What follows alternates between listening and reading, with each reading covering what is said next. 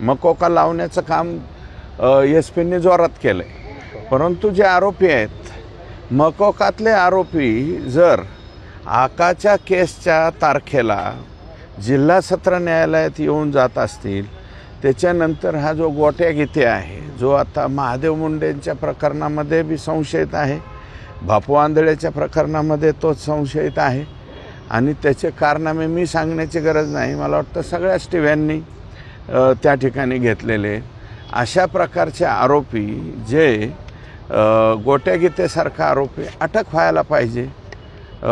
कारण मकोकामध्ये तो हवा आहे।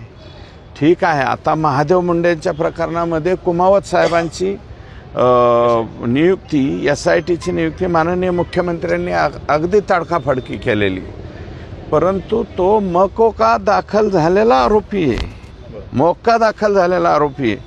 मोक्यातला आरोपी जर नंदागौळच्या पुढे रेल्वे ट्रॅकवर म्हणजे तिथे बसून तो जर वक्तव्य करत असेल, मला वाटतं बीड जिल्हा पोलिसांच्या दृष्टीनं हे बिलकुल चांगलं नाही आहे।